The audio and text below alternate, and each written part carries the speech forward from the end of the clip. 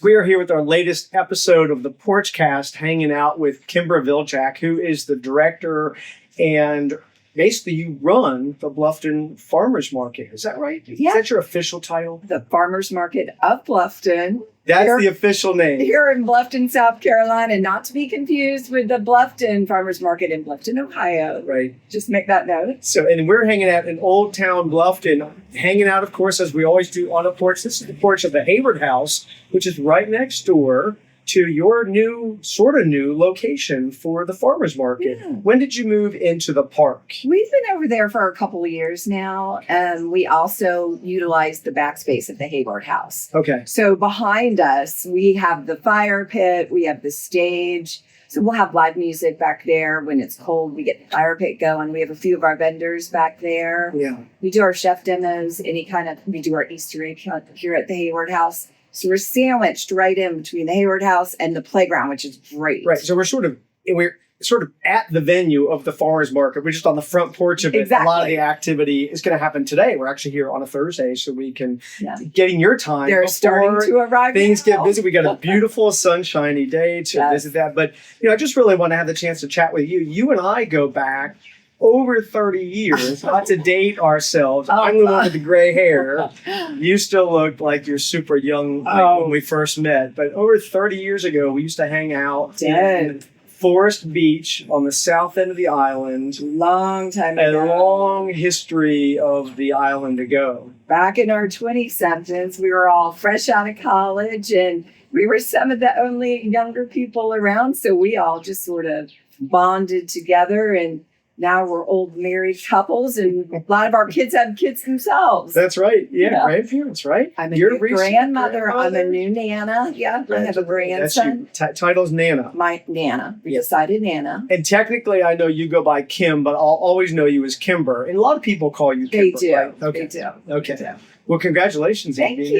Yeah, 5 weeks now. I was talking to my wife, Carrie, who you obviously know so well from all those years ago. And we were just recounting the time we used to spend with our Jeeps and the Broncos, and we'd pull up on a Sunday and just hang out on the beach all day long. All day long. Right? All day long. Bring your own drink, bring your own meat, bring your own sandwiches, and we would just hang out and just have the best time. I think we all had about 3 jobs back then, right. And then we would just have fun at the beach on the weekends. And I remember a few fun trips. We took a fun lake trip to Alabama once with a big crew and a big old band. In a big old custom band. That was fun. That was a good fun. trip. Yeah, so we go back a long way, which is why I wanted to chat with you about that. And one of the thing about that time on the island, and you were you and Thomas, who I think of as a brother, and he and I worked together. First job I had in the area, he was a co-worker with me, and those are fun stories too. But you guys migrated to Bluffton. We did. Or on the early side of things. What year did you guys move out here? I moved to Hilton Head right after I finished college, and I moved from Florida, and I really had never been here before. And we lived on the island for a good couple of years, and then we knew we were going to get ready to start a family, just wanted a little more space. And so we came out to Bluffton. And that was probably in the late 90s, maybe, or early 2000s, somewhere in there. And I always say I came here for Hilton Head, but I stayed for Bluffton. Yeah, right. I love that. Yeah. Right. But you think that was early on in the phase. I mean, you mentioned about us being sort of some of the younger people that had jobs and stayed here and on the island. Back then, a lot of people just thought about the island as a place that you come, a playground, hang out a little bit, but you go get a real job someplace else. Right. There was just a handful of people that still hung out.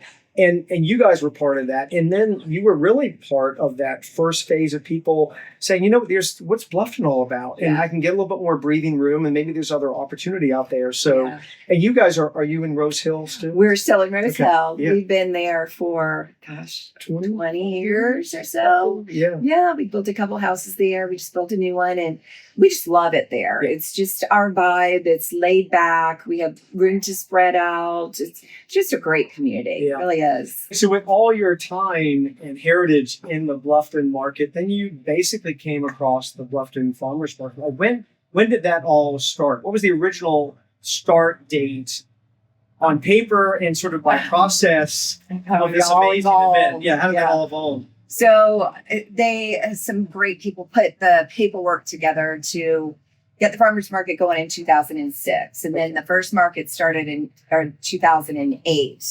And then kind of As it started, so 501c3, right? Right. Nonprofit organization. we're our own nonprofit organization. So we're our own entity, and I'm the executive director. We have a board of directors as well. Yeah. And so I took it over in 2010 when we were, of course, over on Calhoun Street, where we blocked part of that off.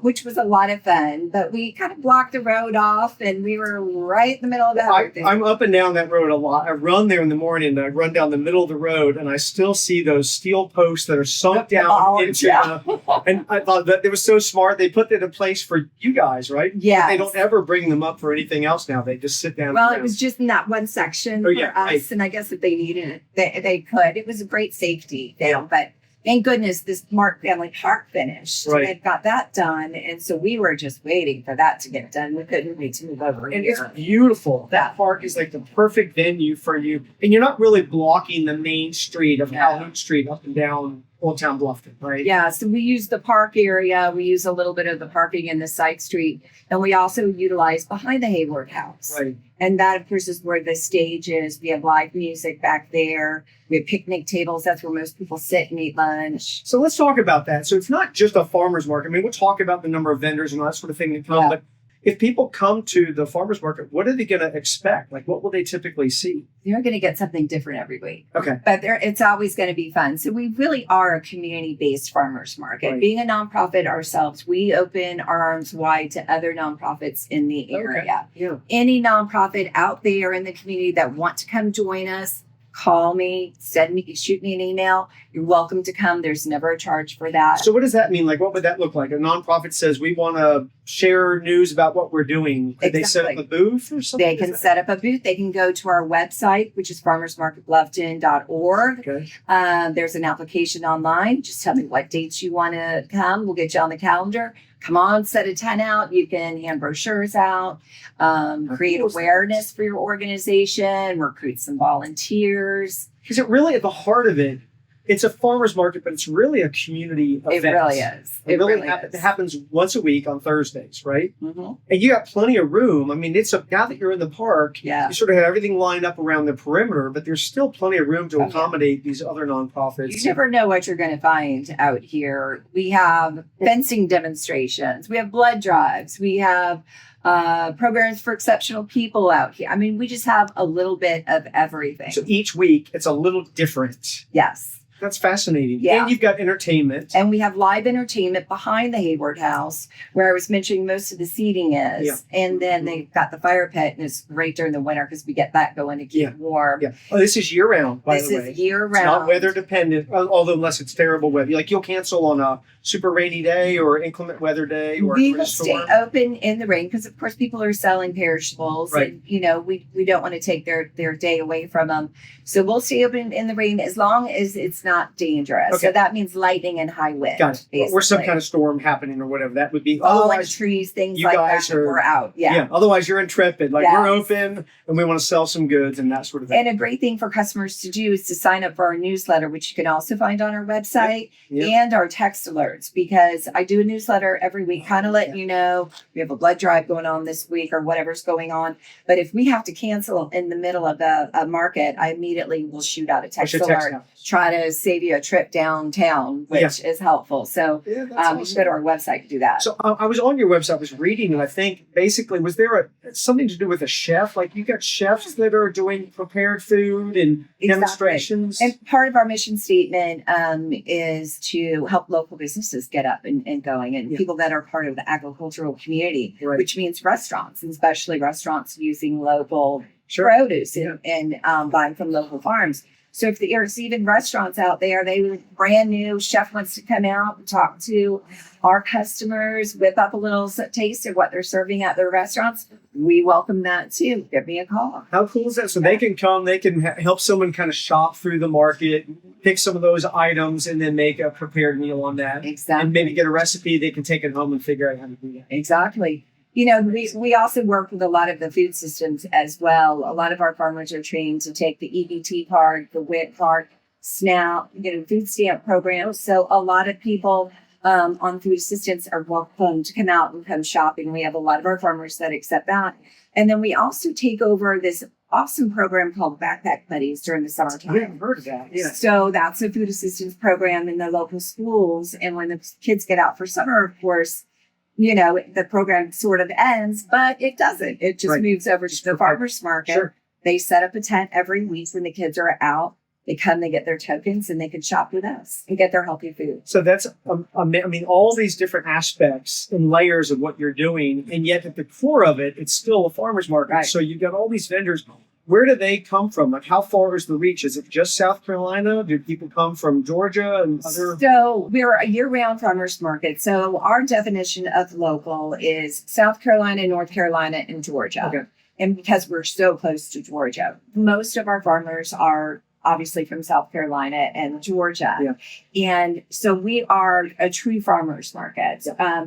In the simplest terms, you can either grow it or eat it. Okay. Is what you're going to find here. Yeah. Yeah. We don't have arts and crafts. We have wonderful artisans in the area, but they have a lot of other markets for that kind of thing. We are strictly food and plants. Yeah. And they come from up in the Charleston area, outside the Savannah area, from all over. And they just have a great following. A lot of them are dropping off food at the local restaurants. Right. A lot of them are farm to table. And they've got to come here for deliveries because the great local restaurants we have are really utilizing fresh services as well.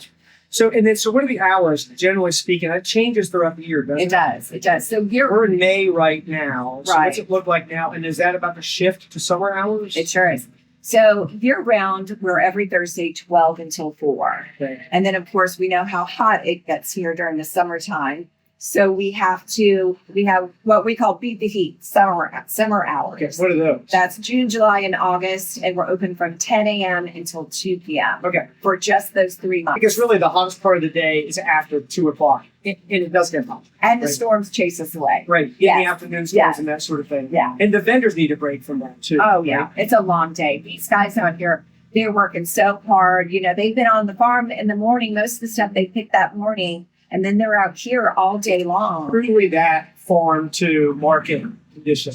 And that is what is so beautiful about a farmer's market is you're getting stuff that was right out of the ground that day. It hasn't been on a truck or sitting at the grocery store. So you're going to be able to keep it a lot longer in your fridge as well. And so if you're sort of right in the center of Old Town. So people park sort of around the perimeter, up and down Calhoun and up and down Boundary, and just find wherever they can park, right? And they do. And I tell you, another great service, and it's very underutilized, is the Breeze, the Palmetto Breeze. And that is a service, and they pick up people at Sam's and Walmart at the end of 46.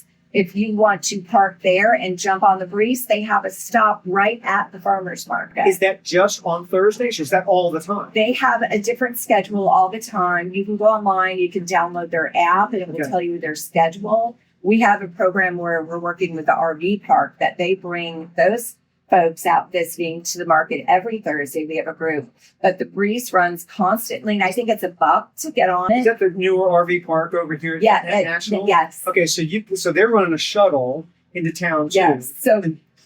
So and then people can pick up over at Walmart, Sam's, if they follow the Breeze schedule, and hang out, do what they want to do, get a bite to eat, shop, and then go back to the be delivered right back to your car.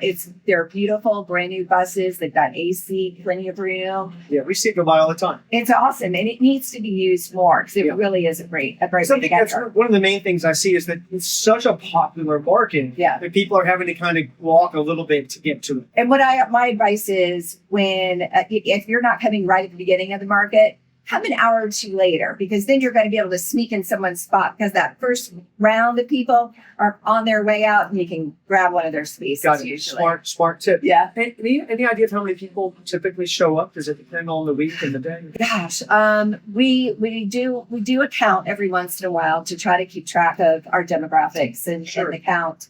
But I would say there's about 1,500 throughout the day on average throughout the year.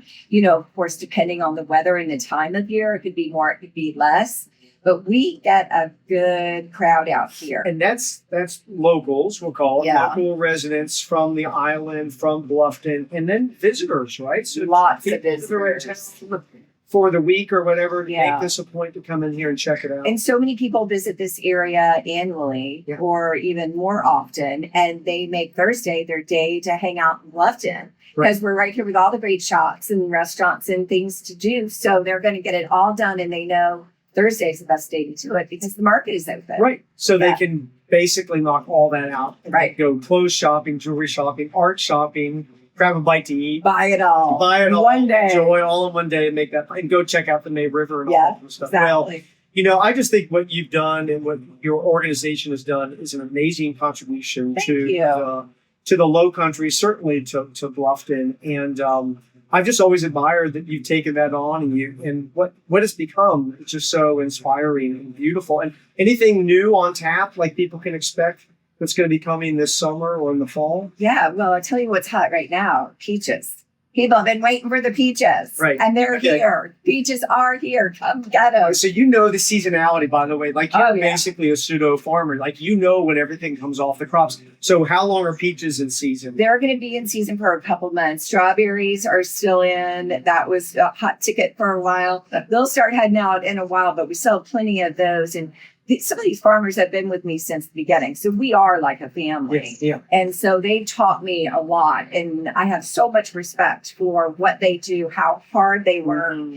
And when people come out and shop with them, and they may think, oh, the prices may be different from a grocery store, but I don't think a lot of people understand what really goes into what these folks are doing. Yeah. It's amazing. And it's part of experience too, Yes. right? It's different than just going to Publix and kind of getting your produce. You're talking to the person that grew that item, and I'll find a vegetable that I'm not familiar with, and I'm like, how do I make this? What do I make with this? Yeah. And they'll be able to tell me, oh, my grandma used to make this with it, and they'll give me a recipe, and we'll share recipes, and I'll find something new to make. So it's really cool. It's all good. Yeah, right? yeah. It's all good. Well, you are too. Really appreciate what you've done. Thanks for coming to sit with me today. Good to see you. You guys have enjoyed, and get out and check out the farmers market, y'all.